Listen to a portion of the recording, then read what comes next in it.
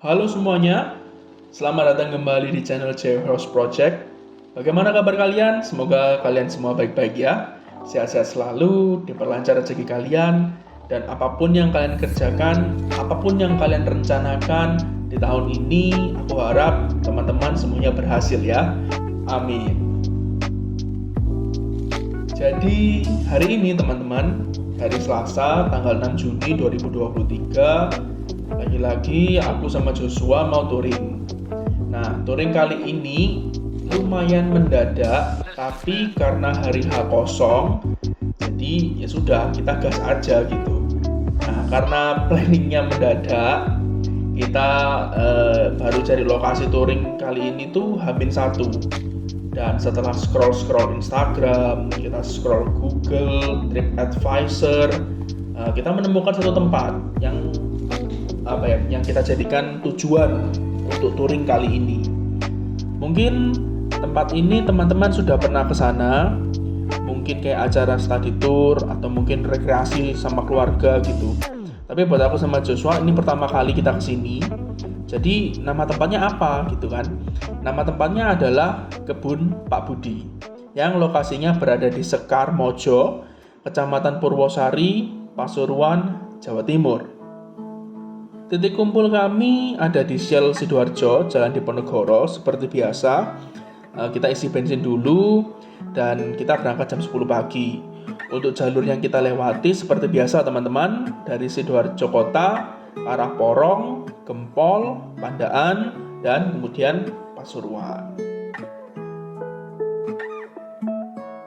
Aku mau sedikit teman-teman, cerita kali ya. Ya sebenarnya nggak sedikit banget sih, ya lumayan lah. Jadi ini adalah sebuah pengalaman yang tidak akan aku lupakan, yang mau aku bagikan juga ke teman-teman. Jadi pada saat di jalan itu temanku Joshua, dia tuh mengalami kecelakaan pada saat kita berangkat dari Sidoarjo ke Porong. Nah, kok bisa sampai Joshua ini jatuh gitu kan? Kronologinya gini teman-teman. Jadi ada pemotor, dia tuh dari arah Porong ke Sidoarjo itu mau melakukan putar balik di depan RSUD Sidoarjo. Awalnya dari point of view ku ya, awalnya itu terlihat mau putar balik gitu kan. Tapi ternyata dia itu putar balik. Memang benar dia putar balik, tapi tujuannya bukan untuk melanjutkan perjalanan teman-teman, tapi untuk melawan arus. Yang dimana di jalur tersebut, di jalur yang dia pakai untuk lawan arus itu posisinya ada aku dan Joshua tuh di belakangku teman-teman. Nah, posisi jalanan kan ramai, jadi kan kita nggak terlalu kenceng gitu, jadi kita jalan ya 30, ya mungkin sekitar 30-an lah, 30-40 gitu. Nah, karena aku lihat pemotor ini kok jalannya membingungkan, jadi ya aku ngerem. Aku memutuskan untuk ngerem karena aku sedikit kayak bingung gitu loh, kayak dia ini pemotor ini itu mau kemana? Karena dari point of view-ku dia terlihat seperti mau putar balik, tapi kok tiba-tiba dia waktu putar balik terus kayak membentuk huruf letter S gitu teman-teman, letter S tapi kebalik gitu ya, di reverse letter S gitu. Jadi setelah itu karena aku bingung, jadi aku memutuskan untuk ngerem. Nah mungkin Joshua itu kaget karena tiba-tiba aku ngerem, karena dia pikir aku mau terus gitu kan. Udah akhirnya kecelakaan tidak bisa terhindarkan dan dia jatuh. Cuma dari kejadian ini ada bisa dibilang dua keuntungan kali ya teman-teman ya. Keuntungannya apa gitu? Yang pertama itu aku bersyukur banget gitu kalau Joshua itu nggak kenapa-napa. Cuma dari akunya aja yang sedikit shock gitu. Kenapa kok bisa sih Joshua sampai jatuh gitu? Karena pada saat itu posisinya itu memang nggak lagi kenceng, tapi kok tiba-tiba dia jatuh gitu kan. Dan siapa yang expect gitu kalau dia bakalan jatuh gitu. Terus setelah itu untungnya juga Joshua itu pakai helm ya kan, dia pakai jaket, dia pakai sarung tangan, terus dia juga pakai celana jeans panjang dan sepatu, yang artinya dia benar-benar mementingkan safety-nya dia gitu, keselamatan dia itu yang nomor satu. Nah hal ini yang buat dia tuh akhirnya nggak kenapa-napa secara fisik. Dan untung yang kedua adalah pemotor yang tadi lawan arus dia tuh kok ya mau berhenti dan bertanggung jawab gitu teman-teman. Kayak dia tuh sadar dia tuh salah, dia sudah mencelakakan orang lain, akhirnya dia mau berhenti dan bertanggung jawab. Kalau misal nih, maaf kata ya, kalau misalnya dia nggak berhenti dan dia nggak mau bertanggung jawab, mungkin akan aku masukkan ke video YouTubeku sih teman-teman. Tapi keuntungnya banget dia ini mau berhenti dan bertanggung jawab gitu. Jadi untuk kebaikan bersama, mungkin videonya tidak akan aku masukkan, tapi aku lebih ke cerita aja gitu. Dari sini aku belajar sesuatu teman-teman, dari kejadian ini ya maksudku ya. Nah, apa yang aku dapat, dan ini yang akan aku bagikan ke teman-teman juga. Pertama-tama, ketika teman-teman melakukan touring beriring-iringan, jangan sampai kalian berada dalam satu garis dengan motor yang ada di depan kalian. Maksudnya satu garis itu ya misalnya kalian touring sama teman kalian beriring-iringan, teman kalian itu berada tepat di depan kalian persis gitu. Nah, kayak Joshua ini kan dia kan akhirnya kayak dia nggak sempet ngerem karena kaget duluan, dan itu yang buat dia akhirnya jatuh. Artinya ketika teman-teman beriringan dengan teman-teman touring kalian nanti, alangkah baiknya tidak dalam satu garis dengan motor di depan kalian, karena ketika melakukan pengereman, rem itu pasti membutuhkan waktu teman-teman, dan untuk itu diperlukan yang namanya jarak. Jadi kalau bisa teman-teman itu kayak dibuat anggapannya kayak zigzag gitu teman-teman. Jadi kalau kalian touring beriring-iringan sama teman kalian nanti, usahakan zigzag. Tapi bukan berarti dalam misalnya nih satu jalan itu ada 2 jalur gitu. Terus jalur kiri sama kanan dipakai semua, enggak, bukan begitu ya. Maksudnya dalam satu jalur itu kan pasti kan bisa dipakai untuk 2 motor. Kalau bisa kalian beriring-iringan zigzag itu lebih baik. Kenapa? Karena dengan kalian melakukan zigzag maksudnya posisinya zigzag gitu, bukan motornya zigzag gitu, enggak. Posisinya tuh zigzag, seperti zigzag gitu loh. Karena dengan begitu ketika nanti di depan kalian itu ngerem, kalian tuh punya jarak untuk kalian bisa melakukan pengereman, dan itu menurutku lebih baik seperti itu. Lalu kemudian hal lainnya adalah ketika kalian dirugikan oleh seorang pelanggar, ini menurutku ya teman-teman ya, mintalah pelanggar tersebut untuk melakukan ganti rugi secara materi. Karena ya kita tahu uang itu kan adalah hal yang mungkin buat sebagian orang uang bukanlah segalanya gitu kan. Tapi kan masalahnya segalanya kan pasti butuh uang kan. Orang kerja juga untuk cari duit gitu. Artinya kan uangnya kan penting, ya kan. Nah, ketika pelanggar ini melakukan pelanggaran, mintalah ganti rugi secara materi. Artinya minta ganti rugi uang gitu. Karena dengan pelanggar tersebut melakukan ganti rugi secara materi, dia akan mengingat kesalahannya teman-teman. Dia kan pasti merasa sudah kehilangan uang ya kan. Terus setelah itu dia juga merugikan orang lain gitu kan. Artinya ada suatu value yang bisa dia dapat gitu. Nah, kalau sudah kalau misal nih dan kalau misal kalian dirugikan juga ya jangan diperas lah, dalam arti misal nih kerusakannya paling cuma di total 200.000 gitu, terus kalian peras 1 juta, kan itu kan nggak boleh. Itu kan namanya mencari kesempatan dalam kesempitan teman-teman, itu nggak boleh, jangan sampai seperti itu. Karena kita sesama pengguna jalan, kita juga sama-sama ingin kalau misal kalian bisa mendidik orang lain dalam berkendara dan juga beretika di jalan, itu menurutku lebih baik daripada yang harus kayak diperas seperti itu.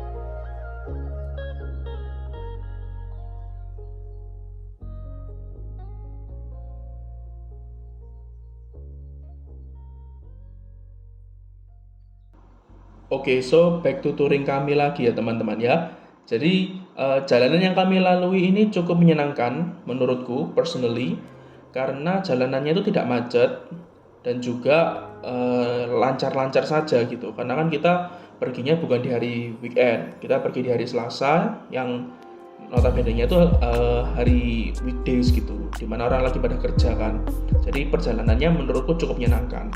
Dan kalau teman-teman bisa lihat di sini kami mengikuti Google Maps karena ini adalah kali pertama kami pergi ke kebun Pak Budi, dan untuk jalan masuknya ternyata itu melalui jalur yang kecil teman-teman.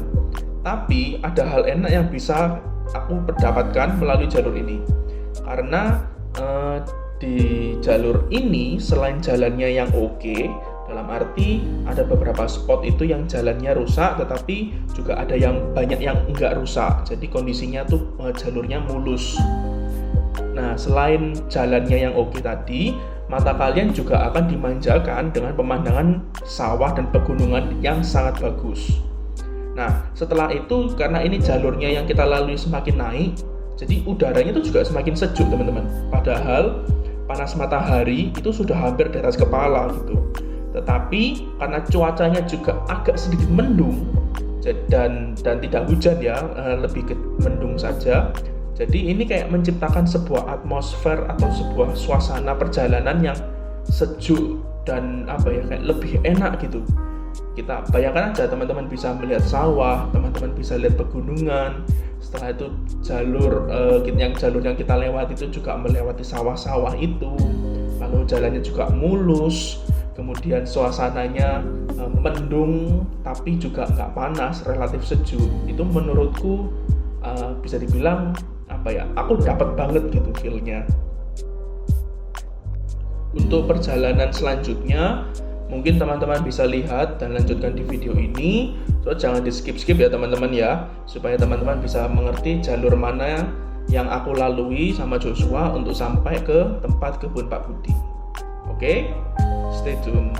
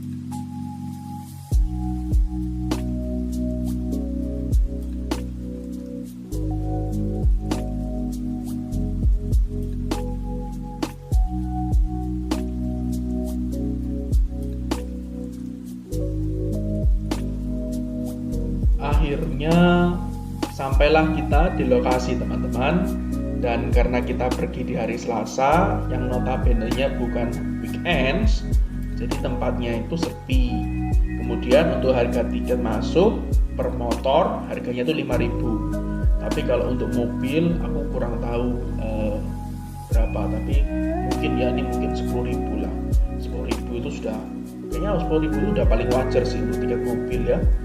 Jadi mungkin untuk video kali ini itu aja dulu teman-teman, episode 1 sampai sini dulu, dan untuk episode 2 lanjut di next video ya. Kalau kalian suka dengan video kali ini, jangan lupa kalian klik tombol subscribe dan juga tombol like-nya, serta kalau kalian ingin berikan masukan tentang channel ini silahkan tulis di kolom komentar. Itu aja, and see you on the next video ya. Bye bye.